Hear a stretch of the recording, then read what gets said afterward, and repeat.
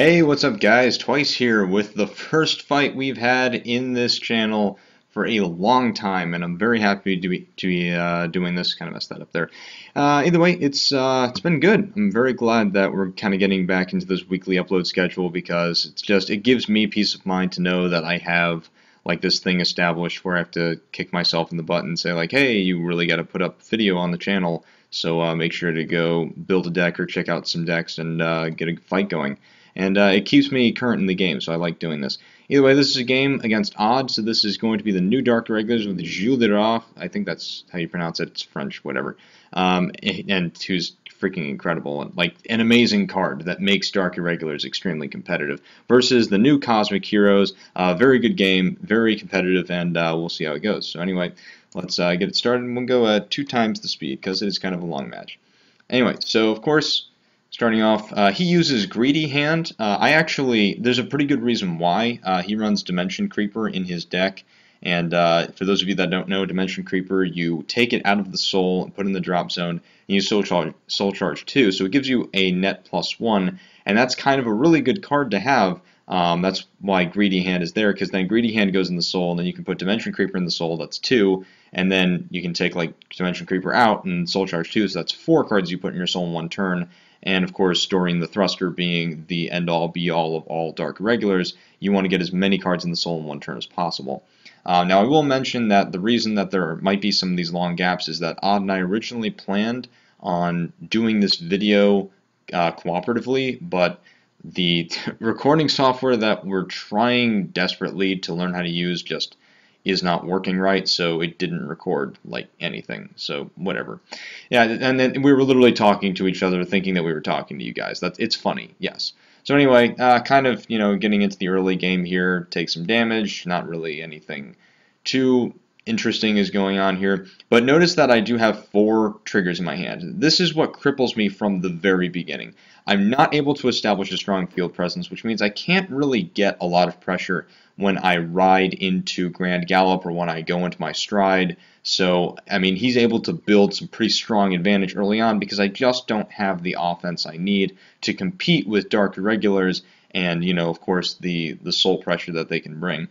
So now, I'm looking at my hand. I don't have any good boosters really at all. It's just triggers.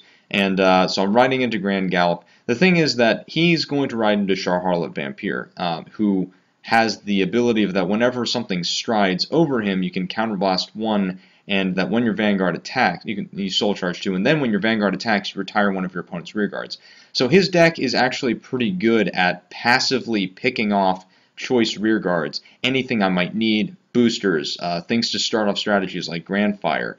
Those are the things that he's targeting, and this is where I saw the advantage that the new Dark Regulars have over decks that do rely on a field presence. It's not necessarily like they're doing mass retiring like Kage or Narukami. It's more so of that they can pick and choose what key units they need to retire, and in this case that's very important. So he's of course going to Soul Charge, and now notice that he has a couple really good units in hand for establishing some strong soul charging pretty early on in the game. And then he doesn't have his Doreen the Thruster yet, but as soon as he's able to put it behind his Vanguard, hence the reason why Greedy Hand isn't behind it, that's when you can really start seeing the strong center line.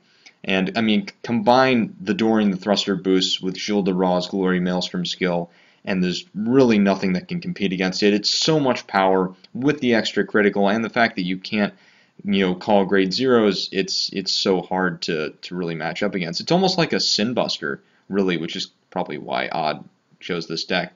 But notice, of course, I have 1 rear guard, and he's going to pick it off right there. I made the mistake of guarding it, thinking that, okay, maybe I'll be able to keep Grand Sub. I need something on the field, and it was for naught. He was going to kill it anyway.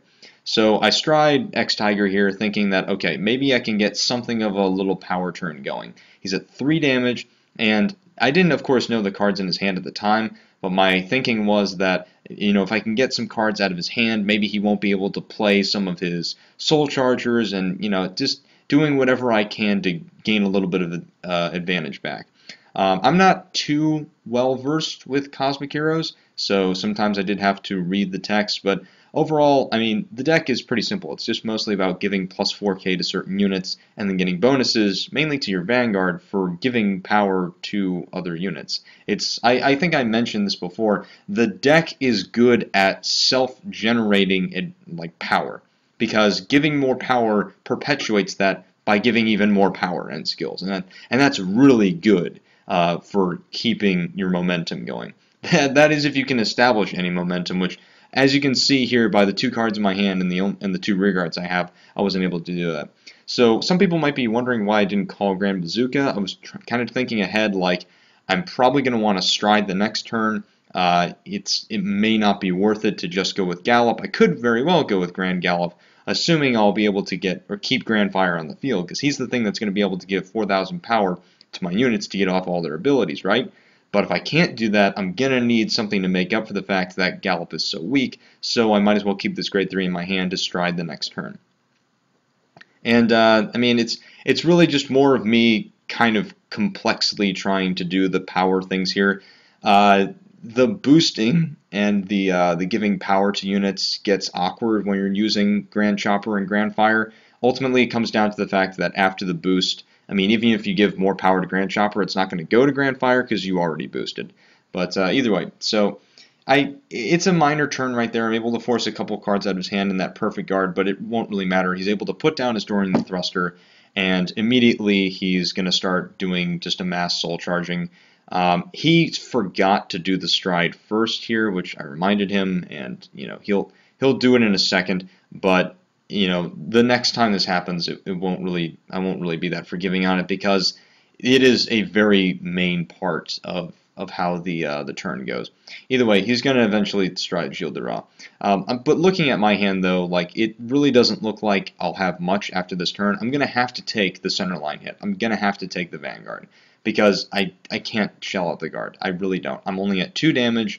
Might as well get some open counterblast. Might as well take the hit. And Doreen is going to be massive anyway. There's just no point in trying to even put up a fight. And then also in his hand, you'll notice that he has just triggers and a perfect guard. So as of right now, he's kind of stacking defensive cards. So if he wasn't able to draw into any new like soul chargers there, I may have been able to get a little bit of this game back. But that's probably really wishful thinking, just trying to tell myself like, hey, maybe you had a chance here. But either way, so again, he's able to pick off my rear guards there because Blue Dust kills my front row, and then Charharlot's ability kills my back row. And taking 3 damage, it's a ton. It really goes to show what exactly the new Dark Regulars can do. They combine newer and older support. So I guard the attack right there, and I'm trying to think of what else I should throw down. There goes Justice Cobalt. So I just lost 2 10Ks on 1 hit because I need the units in my hand to try to salvage anything from this game. I'm at 5 damage, and this is really kind of like a last turn. If I'm not able to do something here, I won't be able to really do anything at all. So I say, why not? I'm just going to go with the stride. I didn't think he had a perfect guard in his hand. I was kind of banking on the fact that maybe he didn't, because if he doesn't, then I can really start putting pressure on him, because I mean, this is X-Tiger we're talking about, ladies and gentlemen. In the late game, he is the best card to stride.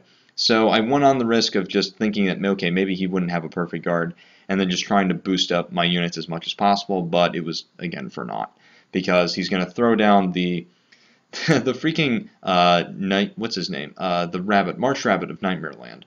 Old school perfect guards, because why not? I don't actually know why he's using the old school. You'd think that you would go with the ones that can unflip damage, but either way, so there it is in my face. I get the triple drive and get 2 grade 3s, and it's like, alright, clearly I was just not meant to win this game. The next turn comes, and he's pretty much just going to clean the floor with me, but look at the size of his deck right there. It's at 13 cards. Mine's at 14. He's going to do some more soul charging here because, Dark Regulars, why not? And it just goes to show, like, this is how many cards the game is moving through now. 13 cards versus 14 cards in a deck used to be like, wow, you guys are in the super late game. Like, wow, this has gone on for a while. Not really. The turns, there's not a lot of turns that have gone on in this game, but with all the triple drive checks, him with all the soul charges, with all the draws and extra abilities and whatnot, this is kind of where you can measure the power creep of the game and just how many cards do we move through? What's the frequency and the pace of card movement in this game? And so I take the last damage, just kind of, there's really nothing I could have done. But yeah, it was a good game. I wish I started off better. Literally, my starting hand, I think, was the thing that crippled me the most, and also the fact that he just had, the ability to really control how my field was going. And, it's just, it was me trying to catch up to a situation where Gilles de Rais ultimately is just too strong. He really is the thing that makes Dark Irregulars the very powerful, very viable deck that it will be.